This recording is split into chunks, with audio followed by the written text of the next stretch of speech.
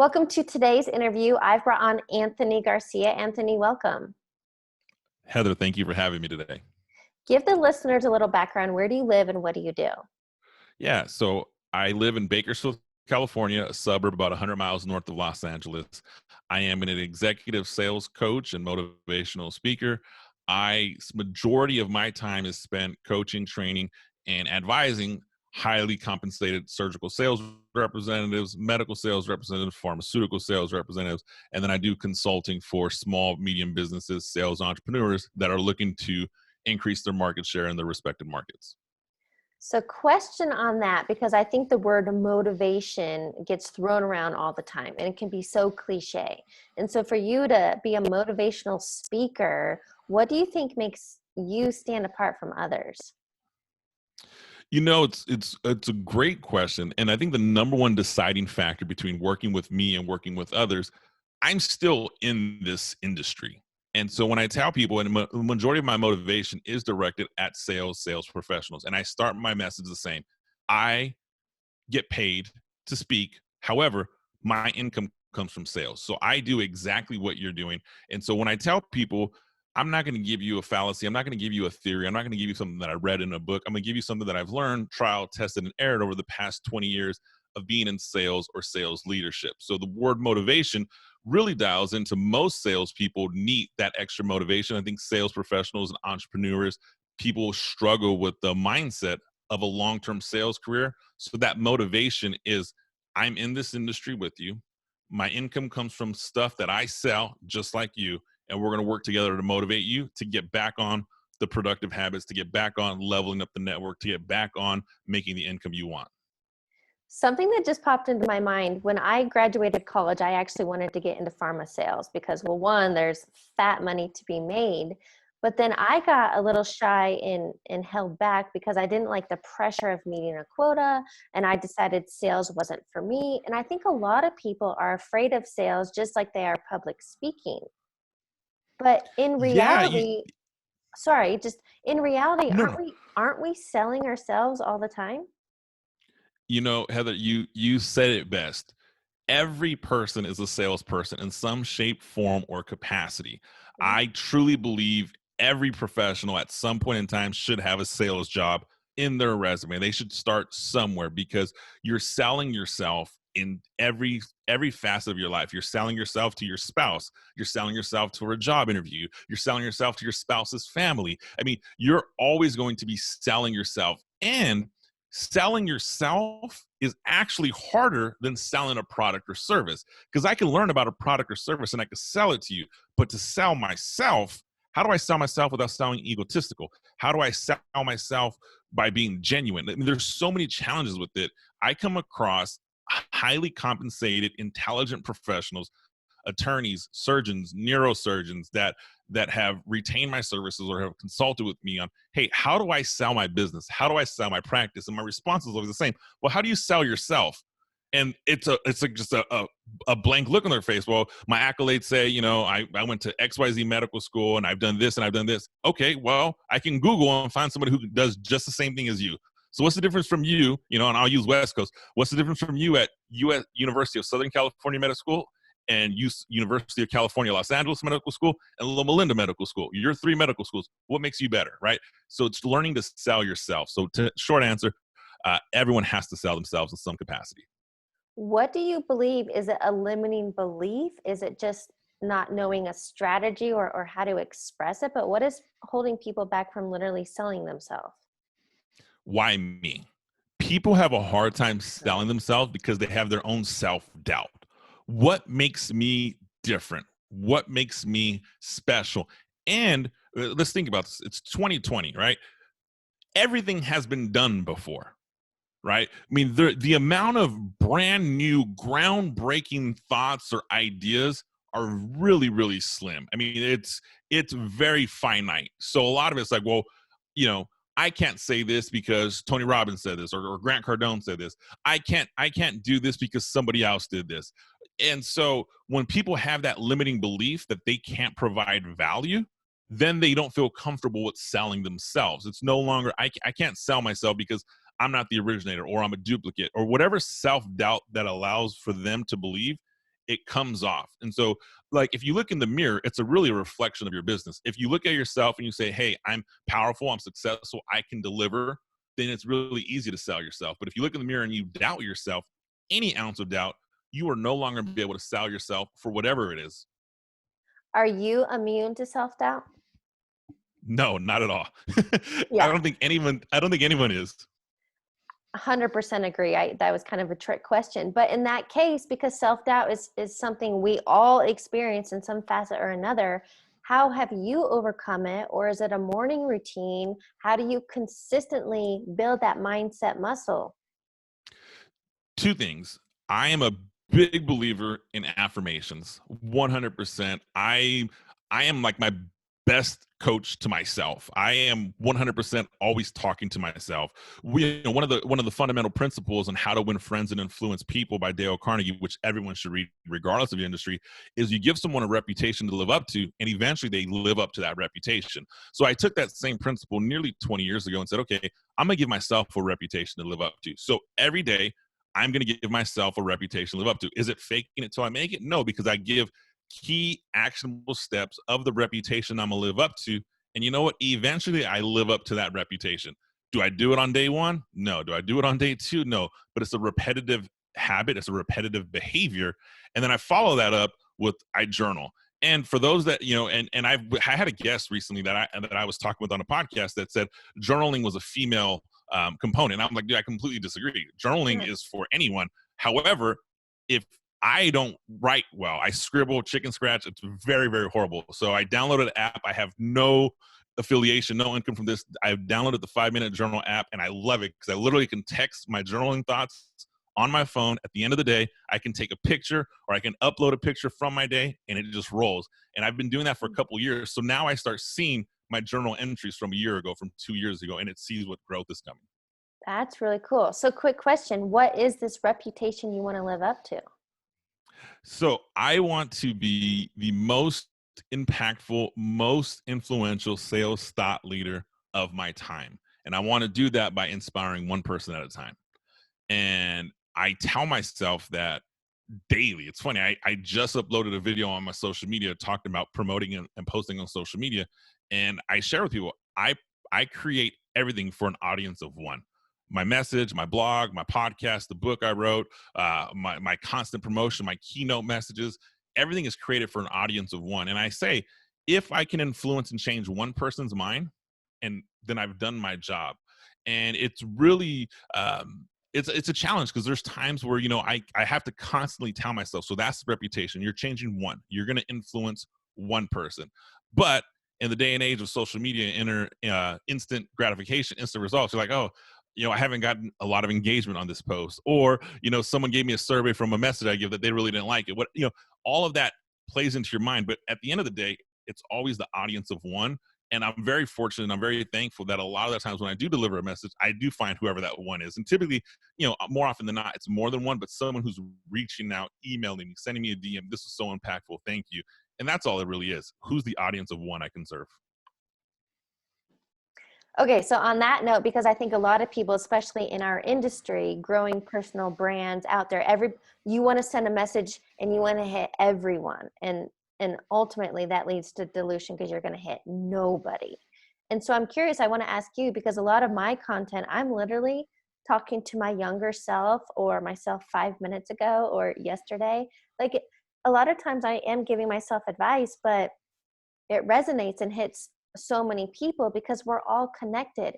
You think you're going through something that nobody can relate to, and that's like the furthest from the truth. So do you have somebody in particular you're speaking to? Is it you? Is it a friend? Like how does that work? Audience of one. So audience of one, when I speak on sales and sales strategies, I speak to a brand new sales professional. When I speak on leadership and leadership strategies, I speak to a brand new leader. And when I get to leadership, I definitely speak to a younger version of myself. When I speak to someone about mindset or motivation, I'm definitely speaking to the younger version of myself because I remember the struggles I had. So when it comes to sales, I really, it's a new salesperson. It's, I have an avatar of who this new salesperson is. Leadership, it's a newer sales leader, typically a younger reflection of myself, but mindset is definitely myself.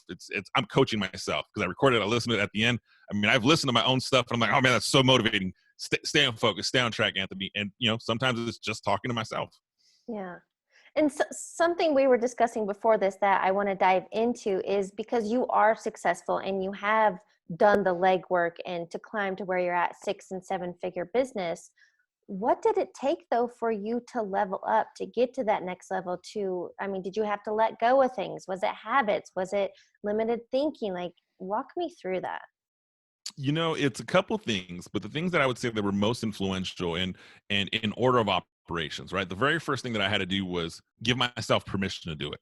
I believed for the longest time that I had peaked in my career. I had peaked in my income. I was in the top income tax bracket. I was making money. I didn't have money issues. I'm like, oh, I've arrived. I've made it. I can do this. I can afford to go here. And so I was set. However, I started speaking with colleagues and peers, and a friend of mine had reached out to me. He has a personal brand, and also his name's Peter Voog, very influential entrepreneur, helps young entrepreneurs, but he had a book at the time called 6 Months to Six Figures, and I would laugh. And then as I started chatting with him, it realized, man, this is a much bigger than six. This is a 7-8 figure business this guy has built. And I'm here plugging away 50, 60, 70 hours a week for an income that I can predict. And he's doing something different. And I looked at my circle, and I'll never forget that day. I'm like, okay, I went to dinner. I was the most successful, smartest person in the group. Then I went to a social environment. I was that same most successful, smartest person in the group. Now, I don't want to speak bad about the groups that I was at that time. However, I was like, okay, I have to find a way to grow. So first thing was I gave myself permission to grow. And I said, okay, if I'm going to grow and I'm going to achieve, what do I have to get rid of? What do I have to eliminate? So then I looked at the environment that I was in and I said, okay, what habits are holding me back from becoming the version of myself that I want to become? So I identified those habits. And in doing that identification, I also identified people that were holding me back, whether it was relationships, whether it was friendships, whether it was family relationships. There were certain people in my life that were holding me back. So I had heart-to-heart conversations with some people like, hey, here's the direction I want to go in life. This is not a compromise.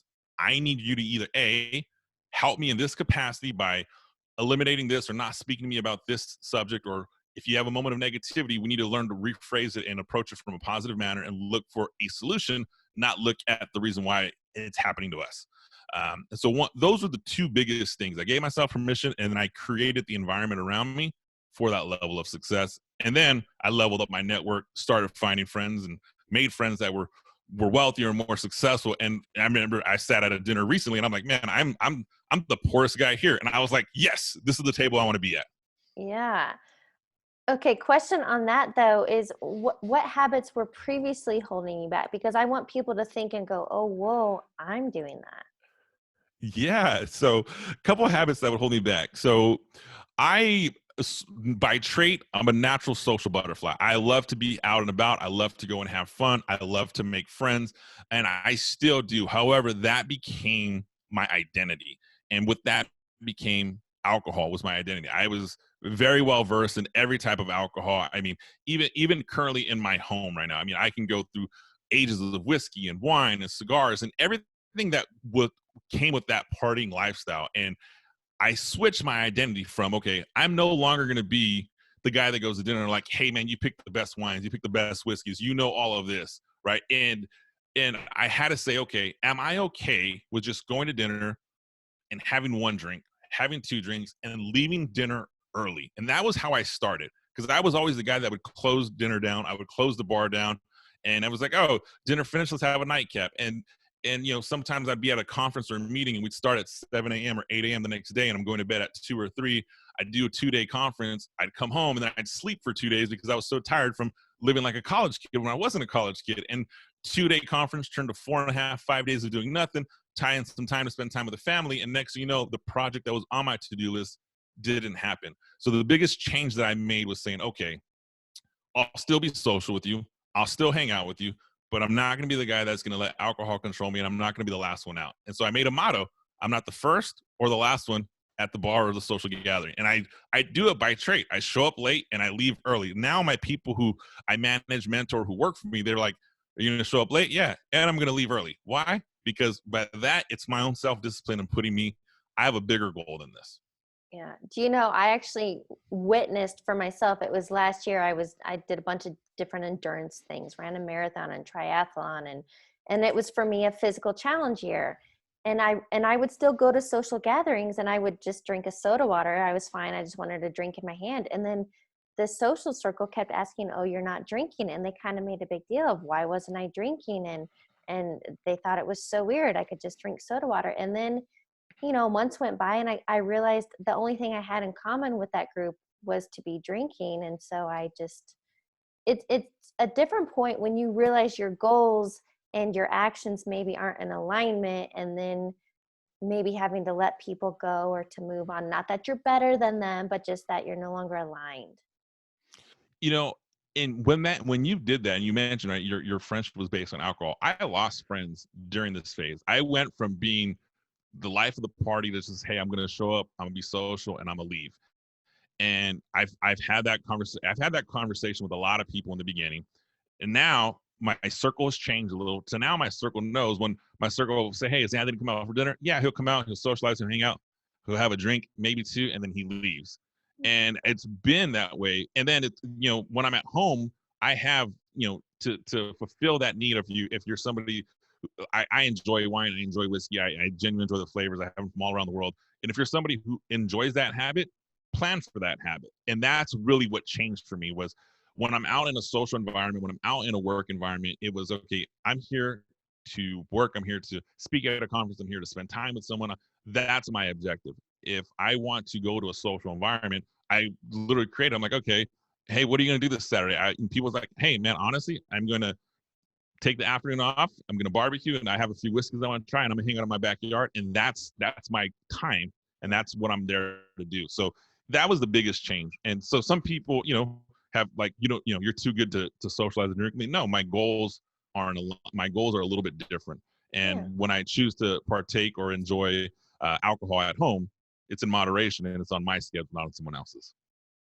Question for you, because you mentioned that you used to be the smartest one in the room or the group or whatever, and now you recently found yourself at a dinner, quote, the poorest, which, I mean, you're still doing just fine. But to be in a setting like that, have you ever experienced imposter syndrome?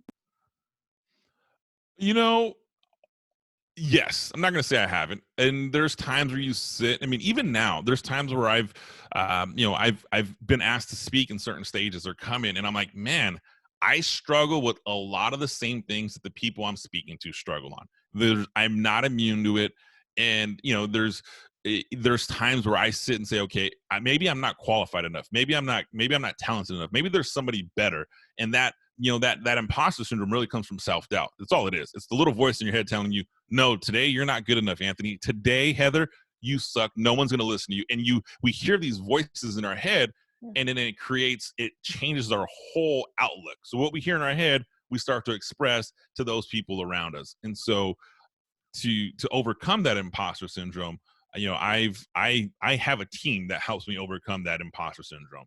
And that team that overcomes is really, I have an executive coach that really does work with me, and then I have a mastermind group that I'm actually a couple that I'm consistently involved and engaged in with people who are on a similar journey to me with me, that we speak once a week. I have another group that we speak once a month, and everyone is on a similar growth journey. And I found that when I'm always engaging with somebody who's trying to do better or trying to improve themselves, I level up my level of self improvement. And that has been really, really, really impactful in my life and in my business. So this just reminded me of a story my mom shared with me, and I think I'm going to butcher it a little bit. But there's a story of it's a Indian grandfather sharing. His grandson had asked a question, and so the grandfather was telling him that we all have two wolves inside of us. We have one that is fear, ego, jealousy, envy, and then we have one wolf that is love and knowing and faith and certainty. And so the whole point of the story was, which wolf are you going to feed? And I think that's perfect tie-in for what you just shared is because it's so easy to fall trap to the ego wolf, the fear, the doubt, the uncertainty, but instead let him go. If you stop feeding it with the limiting beliefs and the doubt, and you feed the certainty and the faith and the beliefs, then that wolf or that side of you is what is going to exude. Absolutely. That fear, that doubt wolf, and I call him the little devil on my shoulder. And I use the analogy with my clients: when you have two little devils, you have the good one and the bad one. And the bad one is always going to cause you to second guess yourself, doubt yourself. Is going to cause you to impact your life and your business. What you have to do, and what I do, and is I simply say, okay, not today. And I look at my little, I look at my shoulder. Literally, if you're watching the video, I'm like, I look at the good Anthony. I'm like, we're just going to be better this next hour. This 1 hour, I'm going to be better. I'm going to commit. And I break down my growth habits. I break down my success. I break down whatever I'm doing to the smallest measurable tactic. So let's just say, example, I'm on this podcast right now. My sole focus is to deliver the best message possible while I'm on this podcast. I'm not concerned with what's happening. Today's promotion day from another podcast. I'm not concerned with downloads. There's all these things that can be like, oh, maybe no one's liking your last blog, Anthony. Like, I can't focus on that. I have to focus on what's in front of me and the most simplest step and say, today, this moment, I'm going to be better. I'm going to give the best effort and I'm going to give my best right now. And then we'll move on to the next task at hand. So when you microtask it, telling the little bad devil to get off your shoulder is pretty easy. Do you think the power of presence and being in the moment is what helps you stay on focus? Absolutely. 100%. I can't worry about yesterday. And if I focus too much time on the future, then I'm not giving my present my best effort. And I believe our most valuable resource and asset we have is our time. And if someone's going to commit their time to me, then they deserve my best effort. Likewise, that's easy to say when I'm coming to speak with you, Heather, on your podcast. I'm going to give you my undivided attention. I'm going to give you my time. It's easy to say when I'm with a client or you're on a date or you're with your spouse or whatever. It's when you're by yourself that people struggle. So for me, how I work with that is, what am I preparing for? And if I'm preparing to be on a podcast, then my preparation is the equivalent to being in front of you. I need to have everything dialed in and prepared for the time we do come face to face. And I'm curious, for your business and setting goals, do you like to set goals a month out, 6 months? Do you have a year, 5-year? Because I'm sure you've heard, like, you should have 3, 5, 10-year goals. And I think for a lot of people, that's too big. So how do you do goal setting? So I definitely run my goals out. I run my goals all the way out 20 years out. I'm like, okay, in 20 years from now, where is my life and what do I want it to be? And what has to happen in order for me to get there? And when you run your goals 20 years out, right, it gets a little challenging because you're like, okay, here's where I want to be and here's what I want to be at. How am I going to do it?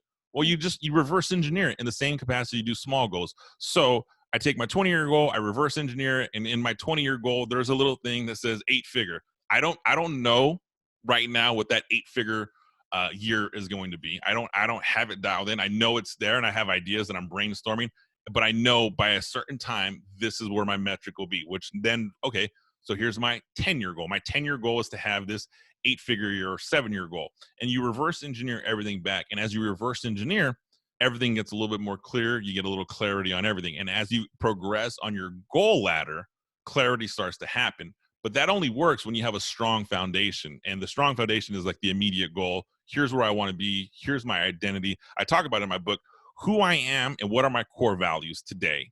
And when I hit or fail my goal, is who I am and my core values going to change? My answer, will I change? Absolutely. Will my core values change? Probably not, because my core values are based on faith and humanity and who I am as an individual. There's certain things that I will not compromise. And as long as I can look myself in the mirror and say I've done everything along my core values, I'm pretty content with where I'm at in the goal process, knowing I'm not going to hit every goal, but I'm going in the right direction. You speak my language, and a lot of things you said is to have the end goal, to know the end goal, reverse engineer it, to create clarity, but you have to have a strong foundation. And I want to ask you, what does that mean? What is your foundation based around? So I'll give you my foundation, both business and personal. Business, we talked about being the most dynamic, influential sales speaker of my time. And so my foundation on that was, okay, well, what is it that I'm going to do that's different? And the big thing is I'm going to teach people how to get over being complacent. I'm going to teach people how to believe in themselves in a way they've never believed in themselves before. And so that was that foundation. So now every message, every blog post, every action, every course, every product is designed under those principles. Is this going to give somebody the confidence that they're going to be better, or is this give them the skills that they're going to be better? And if it is, then I move forward. And if it isn't, then it doesn't really fall in line with my foundation. Because as you start to grow a business, you have a lot of things coming at you saying, hey, do this. You can make money doing this. You can make money doing this. And if it's not within that core foundation, then my business doesn't grow. Personally, it's almost the exact same thing. I say, okay, personally, what is my foundation going to be? Well, I'm going to be a father. I'm going to be a man of faith. I'm going to be a husband. I'm going to put my life together in a certain capacity. And if it doesn't fall in line with these core values, then I'm not going to do it. I love that. Then question for you, what is a key takeaway you want listeners to get from our conversation? I think the number one takeaway is you have to be able to give yourself permission to get better. You have to be able to turn around and tell yourself, you know what? I'm going to level up my life. I'm going to level up my income. I'm going to level up my health. I'm going to level up my network. Whatever you're trying to improve, give yourself permission to do so, and give yourself permission by saying, I'm going to exclude anything that's not aligned with this mission. I can't go north if I have friends or family that are pulling me east and west. And give yourself permission to exclude and go in your direction, knowing that people here, you could love somebody from afar. You don't have to be with them in constant contact, knowing that they're going to pull you down. And those conversations, 100%, I want your audience to hear. It is okay to turn around and tell somebody, hey, man, I have a huge goal I'm working on. I might not be as available as I have been. It doesn't mean I don't love you. It doesn't mean I don't care for you. I just want you to hear it from me first and not think anything bad. Have that conversation. And you can have that conversation with loved ones, family, friends, brothers, sisters, etc. I've had that difficult conversation with people in my immediate family. I'm like, hey, until I either get here or B, you make a change in your life, our relationship might be a little bit different. Yeah, So that's the takeaway. Give yourself permission. So well said. Okay, so a couple rapid fire questions for you. Okay. The first one being, what is a quote or motto that you live by? There is no limit to what a man can do or where he can go if he doesn't mind who gets the credit. And it's funny you say that. I literally have the plaque right on my desk. So it is, to me, when people want title or recognition for success, progress and advancement stalls. I don't care who gets success. I just want us going in the right direction. Awesome. A book you are currently reading or highly recommend? Ooh, my industry trade secrets. So there's so many books that I highly recommend it. Currently reading. I just ordered Influence yesterday, and it's by Dr. Robert, I'm going to butcher his last name, Cialdini. And it's a book, 30 years old, that talks about the 6 fundamental principles to influence somebody. And it's about 300 pages long. It's definitely an in-depth book, and I read it 10 years ago, and I just repurchased it to reread it because a lot of what I do in my business and my career is sales and influence. And so sometimes it's nice to go back and refresh some of the core fundamentals that I've created my business around. Yeah, totally makes sense. Final question. What advice would you give your younger self? Spend less money. So I would tell my younger self that there is no such thing as instant gratification. You're not going to feel rewarded in life for trying to keep up with the Joneses. So I masked my identity in material purchases. I masked my identity in status, the type of car I would drive, the places I would eat dinner, the type of wine I would buy, anything. And so I use monetary rewards to mask who I really was and what I was struggling. And all that created was, when I got into my mid-30s, was, hey, you need a true identity check. Who are you really? What's your business about? What is it? And that's when I really hit that point where I was like, okay, I've done such a good job masking myself that I'm plateaued within my circle. And I literally just did a revamp and said, okay, I'm going to start from the ground up. And I spend less money when I was making more money, and I've saved more money, which has been really helpful. What I love about what you just shared with that is it's okay to have like a refresh and a restart. It's okay to, kind of like you said about giving yourself permission, but to let go of an old identity that wasn't authentic to you. 100%. And I truly believe there's no age limit for you to have that conversation with yourself. There's no set in stone. You can't do this. I just coached my mother recently, who retired after 30 years at a state job, became a real estate agent. I literally just coached her on her mindset all over again. I'm like, Mom, you are re-identifying yourself. And by re-identifying and rebranding yourself, it is okay. I know you're like, oh, I'm a later age woman. I'm not gonna tell my mom's age and start a new career. People look at me funny. I'm like, no, dude, own it. You are going to own this, and I'm gonna teach you how to own it, because it is okay to start over. Because you know what? There's a 22-year-old kid watching you, and you're inspiring, motivating them, because they're doing the same thing from they're rebranding themselves from when they were 18 to 22. And when we're young, it's okay. Everyone's like, and we've all said it when we're young. Oh, I did that in my 20s. Or I'm 25 now. I can't do that. Or I did that in my teenagers. What happens when we get to our 30s and 40s? We don't say that anymore. Of course, just own it. I'm going to change who I am. Yes. What a great note to end on. Anthony, thank you so much for joining me and sharing your story. Heather, thanks for having me on your show.